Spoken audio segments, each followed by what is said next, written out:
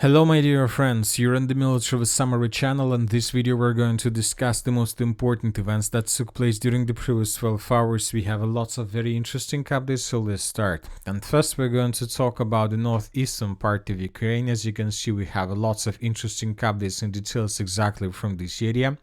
I would like to remind you that several days ago the Russians began their summer offensive operation in the direction of the city of Sumy, and as a result of clashes during the previous days, the Russians managed to improve their position significantly, and this situation forced the Ukrainians to begin acting, to do something with the purpose to stop or at least to slow down the Russians. And during the previous night we got lots of very important and interesting details from Kursk and Bryansk regions, so let's discuss them in details. First, let's talk about the situation that took place in the vicinity of the city of Bryansk during the previous night. According to information we have, the derailment of a passenger train in the Bryansk region occurred due to the collapse of a bridge span as a result of illegal interference in transport activities. This is the first report that we got from this area during the previous night. So basically what happened?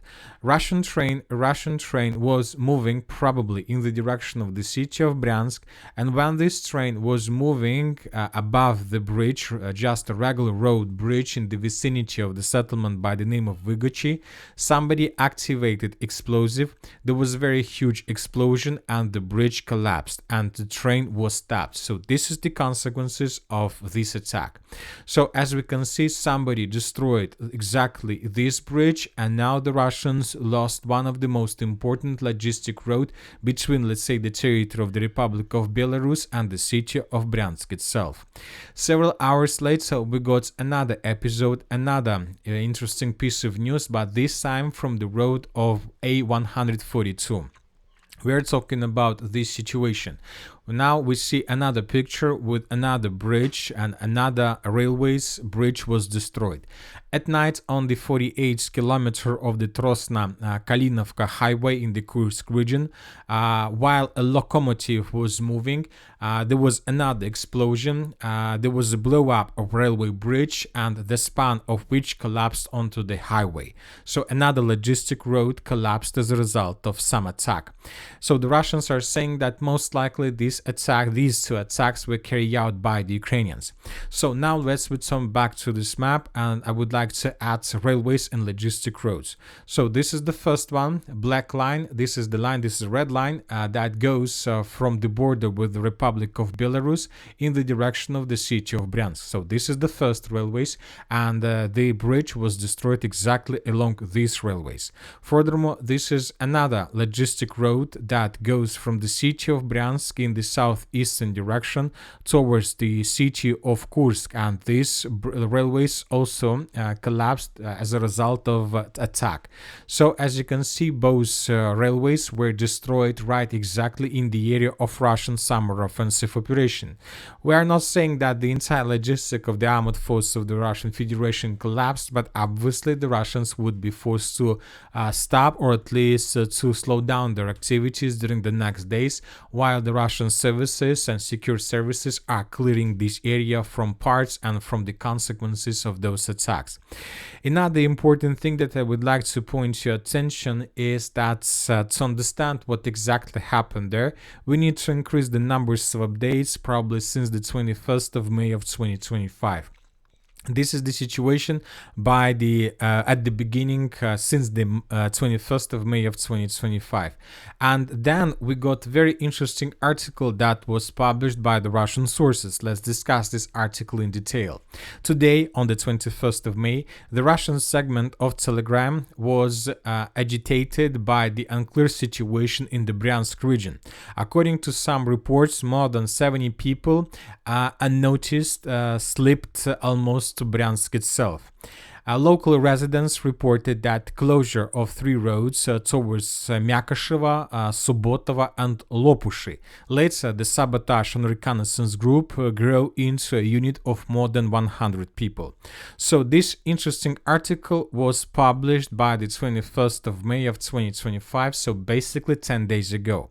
And once ago, when talking about this article, three roads were closed in the vicinity of Myakashevo, Subotovo and Lopushi. Lopushy. So when talking about this map, this is Myakisheva, this is Subotova, and this is Lopushy. So the Russians closed this region because, according to several sources, a sabotage and reconnaissance group was discovered exactly in this area. And now when talking about events that took place today on the 1st of June, this bridge was destroyed. This bridge was destroyed, and as you can see, most likely on the 21st of May of 2025, so basically 10 days ago, the Ukrainian sabotage and reconnaissance group established explosive exactly in this area, and they were discovered while they were retreating back to the territory of Ukraine. This is very interesting situation because, as you can see from this, 10 days ago, the Russians managed to discover those Ukrainians who are responsible most likely for the bridge explosion that took place during the previous 24 hours. But the most important, we see that the Russians during this period of time haven't carried out special activities, special, let's say, measures with the purpose to secure this territory, because obviously when the Russians discovered 10 days ago sabotage and reconnaissance group in this area, first thing they should do then to secure area and to check every single bridge, every single probably railway square kilometer with the purpose to be sure to ensure that there were no explosive established by the Ukrainians. But the Russians did not do that. Another important thing, and another bridge that was destroyed today took place along A142 road, so in this place. And this is almost, let's say, almost 50 kilometers from the border with Ukraine. And when talking about this territory, during the previous days, we haven't received anything regarding, let's say, any sabotage and reconnaissance group that was discovered by the Russians. So nothing came from this area during the previous 10 days. Which means that Ukrainians have some roads, some secret roads to get there without any problems, which means that the Russians currently, as I understand, have problems along the border from the Republic of Belarus to, let's say, Sumy region, to the area of Russian summer offensive. And as I understand, there are gaps on the border that can be used by the Ukrainians to enter deep inside of the territory of the Russian Federation. So, of course, let's wait and see what is going to be next. And most likely, and we expect that Ukrainians established more explosive along the railways, but for some reason, just 2 of them worked. Probably several of them didn't work, or the Ukrainians are planning to use them in the very near future. Now let's discuss the situation on the ground, and first let's talk about the Sumy direction. As we discussed, the Russians continued their offensive operation, and that also forced the Ukrainians to deploy their FPV drone operators in this area with the purpose to support Ukrainian, let's say, defense units with the purpose to slow down or to stop the Russians. And this situation forced the Russians to intensify their intelligence activities. For example, in this video we can see how the Russians managed to discover another deployment point of Ukrainian FPV drone operators, and as a result of Iskander attack, this temporary deployment point was destroyed.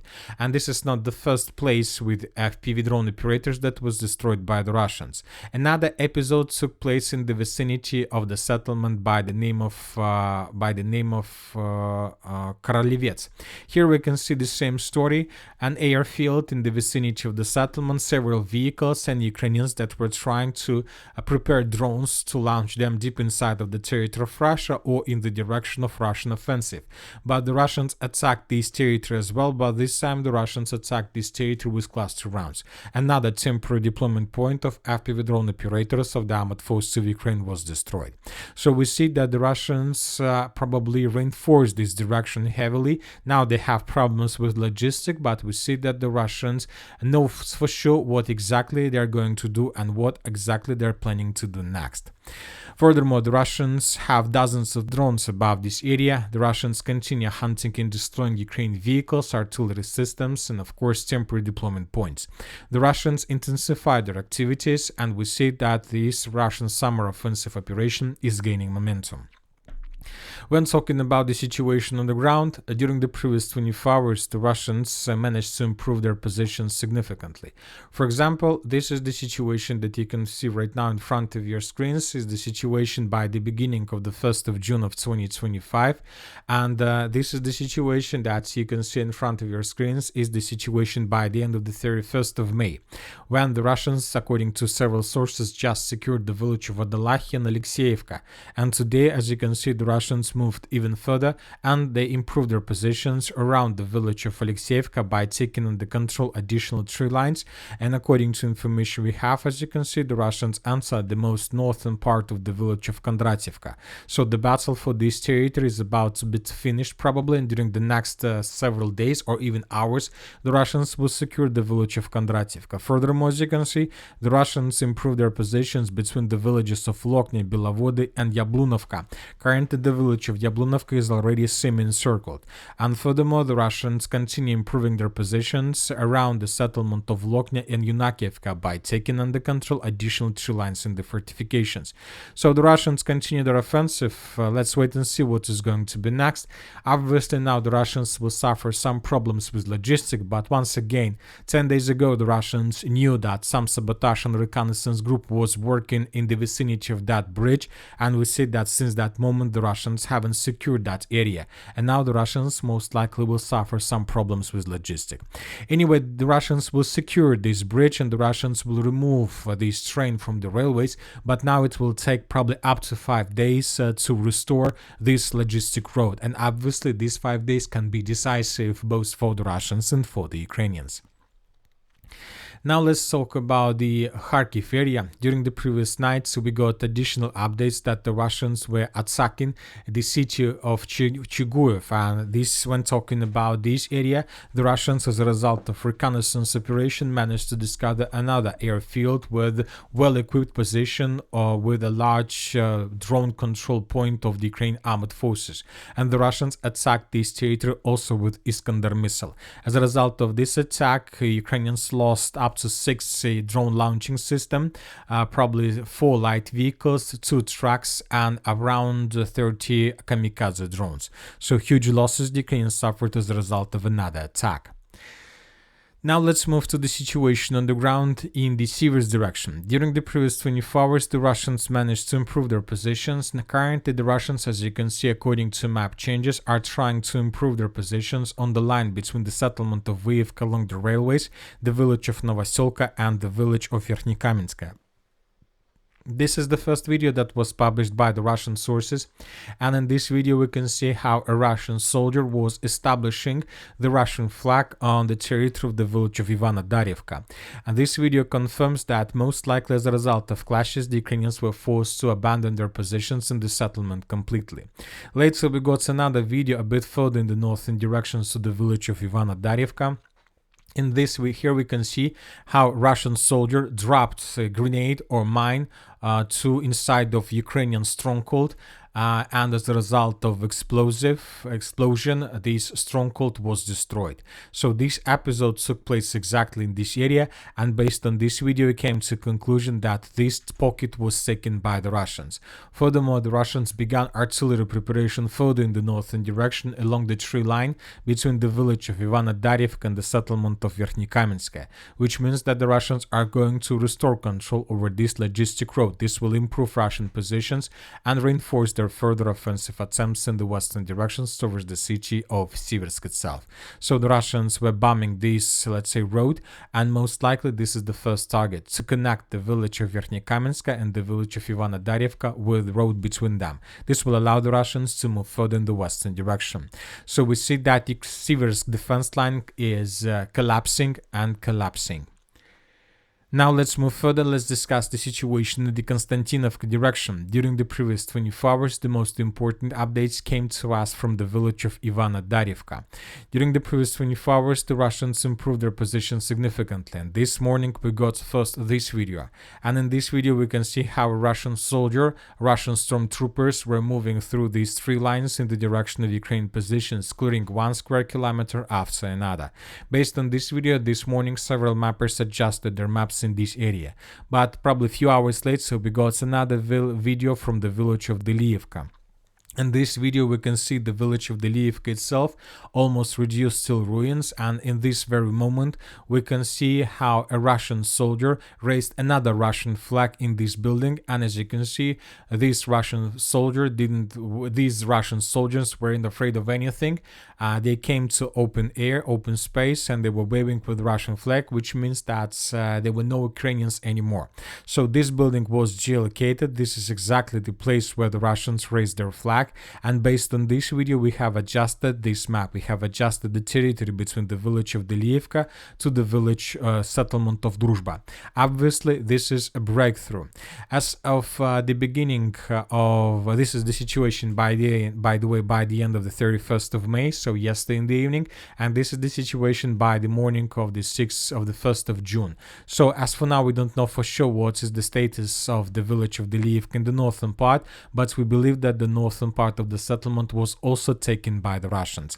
Anyway, now we understand that most likely the Ukrainians would be forced to abandon their positions in this pocket as soon as possible towards the village of Belaya Gora, and the Russians would be able to maintain their positions between the settlement of Dyliivka and Canal Siversk Donbass, something like along this red line. So this pocket collapsed most likely, and during the next 24 hours these territories would be taken by the Russians completely, and the battle for the settlement of Belaya Gorovka will begin. As for the Kliban-Byksky pocket and the situation along N32 road, during the previous 24 hours we haven't received anything special. There are very heavy clashes. The Ukrainians managed to stabilize the situation with additional reinforcements and reserves, and now the Russians were forced to slow down a bit until they are able to handle with these came reserves.